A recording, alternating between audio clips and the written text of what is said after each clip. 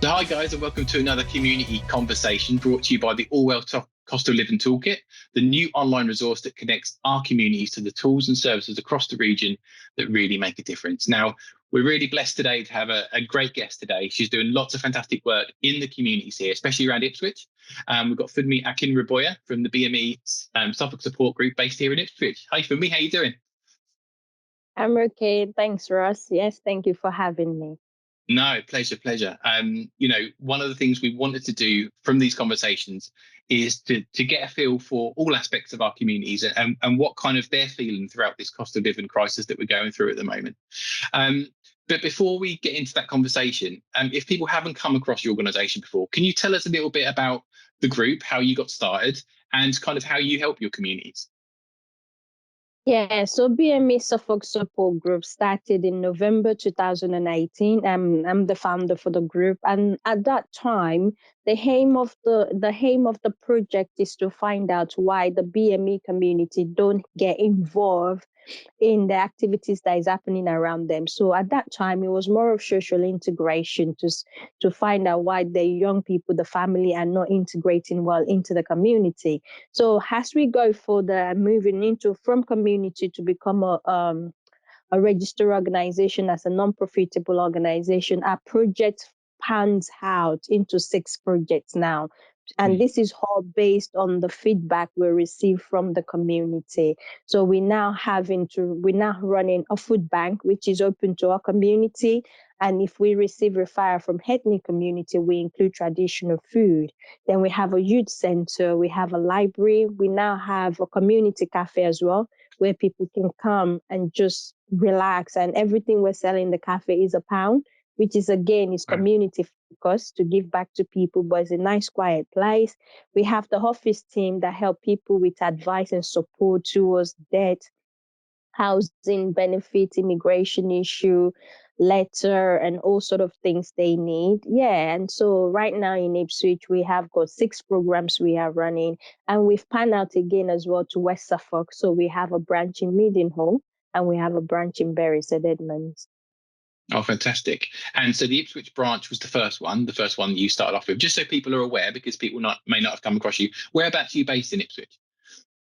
Yeah, so the Ipswich is our headquarters. So we have a Yeah. community hub in Ipswich, a 2-story building that is community hub for everyone to come in. And we are behind the Old Cattle Market in town, just the Old Cattle Market opposite Revolution. That's where we have so Unit 5 Coachman Court, IP41DX. So just behind the bus station, the Old Cattle Market, that's where we are. Oh, fantastic. And you mentioned there that you've got kind of like, was it 6 different sort of streams that you guys work in? Did you start off with one and then it just kind of grew because of the needs, or how did that kind of grow from there? Yeah, we started as just one project, which is a monthly gathering, and we still keep that project. And when we started, it's just to see how it's going to go. It's like a pilot project to see, Yeah. okay, a monthly gathering where people comes together, discuss the issue that affect them within their community. And when I have the opportunity to meet the people that makes decision, we take these issues to them. So that was how we started. It's more or less like an educational workshop, and social activities, and also to find the needs. And during that time is when we realized, so we did that for nearly a year, the monthly gathering. And during that time is when we gather a lot of information where people explain reason why they're not engaging, reason why they find it difficult into this, into that. And that's how our project then pans out into 6 projects now. Oh, fantastic. And specifically speaking, through COVID, we've had the pandemic, we've then led on to kind of the cost of living crisis that we're having at the moment. What have you noticed in the last, I guess, few months, 6 months, in your communities and the rise of energy and cost of living? Has it been kind of, when we speak to people in these conversations, one of the main things that comes up is kind of the mental health impact of that, of rising costs. But is there any other examples that you've seen in your communities? Yeah, we've seen quite a lot. A lot has happened consistently since 2020 that the pandemic happened. Before the 2020, we have the Brexit. And then 2020, then pandemic, and then we're coming out of pandemic, and then we eat ourselves with the high cost of living. So there's been a pile up of aftermath. People have not recovered from all this crisis, and people are Mm. still struggling. But one of the major shifts that we've seen is is the food bank, because we have a food bank, and then before the high cost of living, the numbers of food bank we do roughly maybe in a month is about 40, and then by the time you break it down into adults and family, into adults and children, you can have 55 adults and maybe 28 children. But now that we've just coming out of pandemic and this high cost of living, the number has doubled, Wow. and that is really worrying, to shows that things have not get better for people. And because we have a hub where people can walk in, apart from referrals we receive, we do food bank Monday, Wednesday, and Friday. So let's say we've got 4 referrals, and we are planning to do 4 referrals, but then you can see 6 people walk in asking for food parcel. And then Yeah. this just breaks your heart that things has not improved. And the major shift is not people, before people think people that are on benefit or people that are not working are the one using food bank. But now the narrative have changed. People that are in work, people that are working as well, the number has increased for people who are working, but they're not having any leftover, and there's a shortfall for them as well. So people is affecting different categories of people now as well. Yeah, I think that echoes a lot of the conversations that we've had, in these conversations, whereby it's not just groups of people that you think would need these services. It's expanding, and it's widening, and we find that too. How, what support do you guys get as an organisation? So, for example, with the food banks, where do you get your food from for those, for example? Well, first of all, we're very grateful to National Lottery, because without their support, we wouldn't have been able to have the community hub. And us Mm. having that community hub has helped thousands of people in Ipswich, because there is a base where people can come in. They don't need to wait on the telephone for an hour or 2 hours. They Yeah. have direct access to us. And so we've got our core funding for the building and part-time staff from them. And in terms of our food pantry, we apply for different funding across the sector.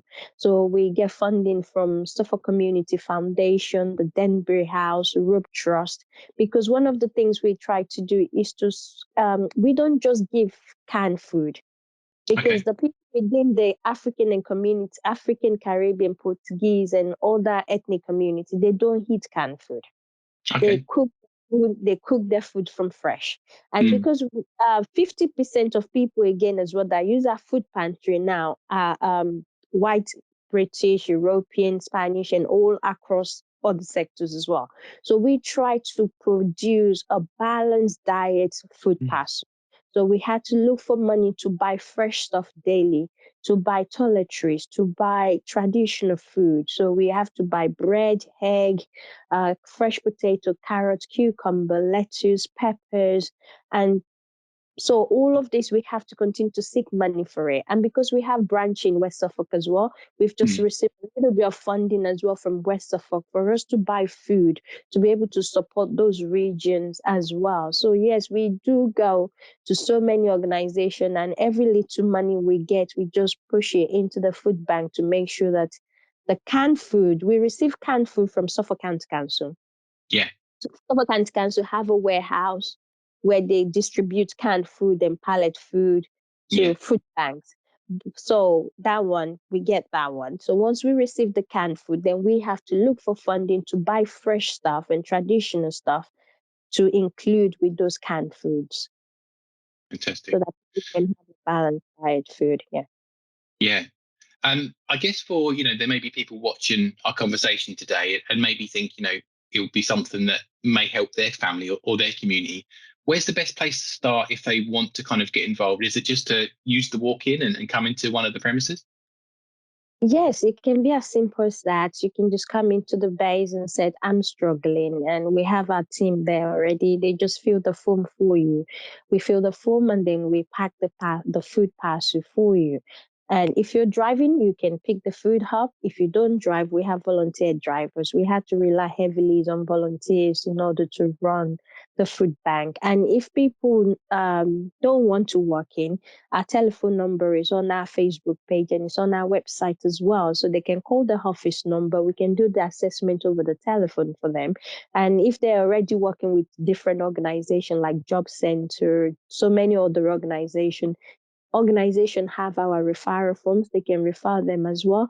So with Mhm. making sure that the accessible is very easy to access for people to use the food bank. Fantastic. And, likewise, within Allwell, we're a part of a wider business community. If there's anyone kind of watching from local business and want to help in some way, how can they make a difference and help you guys in that way? Yeah, we're hoping to any food donation as long as it's within dates. We will accept Yeah. any food donation, and if people want to donate in terms of cash as well, they can go on our website. If they go on our website and click donate button, it Yeah. comes to our group email automatically, and then we'll give them the group account. They can pay the money in there and just say donation for food parcel, and the money will be used to buy the things needed for the food parcel. It's just as simple as that, really.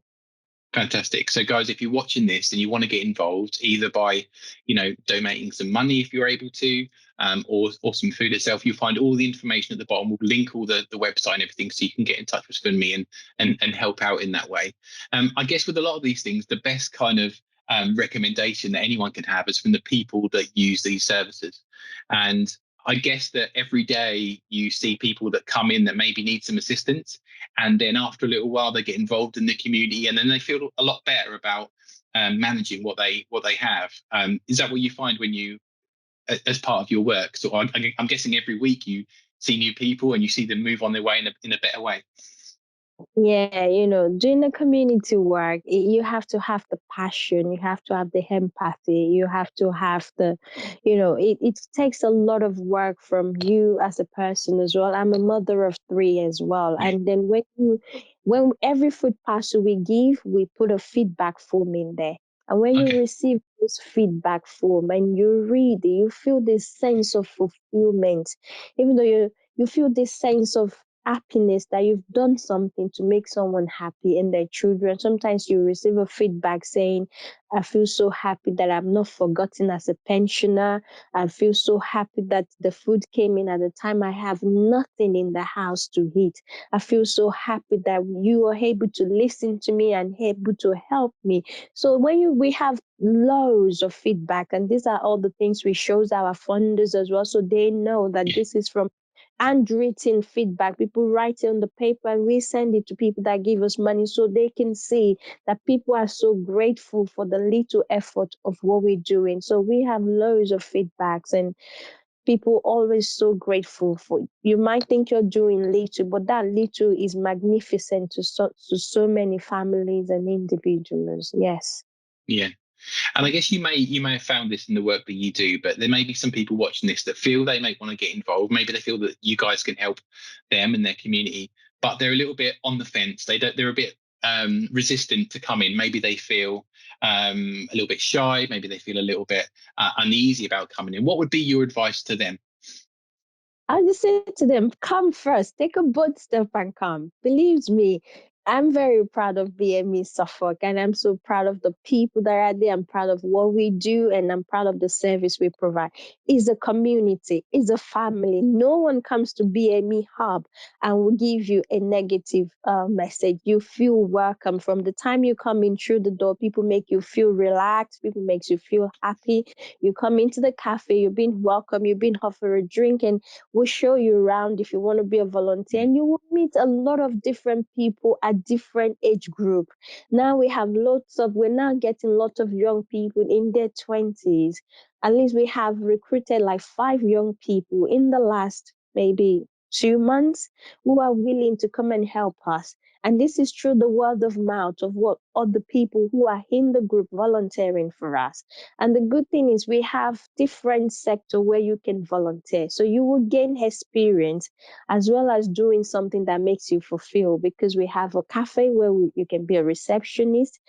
We have the food pantry where you can help to go and buy the food, to arrange the food, to check the expiring date, to update the pricing. We have a youth center that you can join our youth team and help young people if you want to work with the office team. So there's loads of place. And we have a library as well in the hub, a quiet place where if you just want to have your quiet peace, the free Wi-Fi, everything, just sit down, read a book across different sector. We have different books across different hotels. So yes, I'll just say come first, because sometimes if you just sit on the fence, but when you come in, you will see the love, the commute, the passion that everyone has is going beyond work. What we do at BME is beyond work. It is family, making sure that we support people from the grassroots till they're able to stand on their feet. And when you belong to that kind of community, you feel that sense of fulfillment that you are doing something to help someone. I'm really passionate about making sure that life is transformed. I came into this country as an immigrant, and I've been through so much in my life as well to be able to get through here. And Yeah, one of the things, if me that I was educated in this country yeah, and I yeah, had to go through this much, then what chance does people who doesn't even understand the system, what chance did they have? And I'm really, really passionate about BME, and our work speaks volume. We won the award for BBC's Make a Difference award last year, and the fantastic. category one is the Together Award. And and that just shows you how people comes together Yeah, beyond above the team to just make sure there is a practical difference in yeah, people's life, individual elders, children, no matter who he is, no matter what background, no matter what community. We just want to support people wholeheartedly, and then you see people's life shine through, and you're just so happy that I remember how we started, and now people are back on their feet mentally, physically, financially, and moving on to do greater things in life. yeah. That's good. Yeah, for me, your passion shines through. And what's great is that you are part of this community where you learn to empower others to, take that on and to build on themselves. And with all those kind of different strands, it's not just a hub, it's not just a food bank, it's more than that. I'm feeling, and for people that are coming into, whether they're just coming in from the street or whether they've been referred, it feels like they just get such a warm welcome. So if you're watching this and you feel like you want to get involved and you feel like you need some help, please get in touch with Funmi, and we'll put all the information there. Funmi, I just want to thank you for just sharing your time this morning and sharing a little bit more about the work that you do, but also just to say thank you about all the work that you're doing in our community. As someone that's lived in Ipswich all their life, I'm super proud of all the communities we have in Ipswich. Ipswich is just a fantastically diverse place. And I'm really proud to have people in our community, in our network, like you guys, doing such fantastic work. So thank you very much. Thank you very much. Thank you for having us as well. Thank you. No problem at all. So guys, if you like this information, you can find everything below this video. So whether you're watching over on YouTube or on our social media channels, you'll find all the links below where you can go and find out more. But until the next time, I'm Ross Dean. This has been a community conversation for all warehousing, and I'll see you soon. Take care.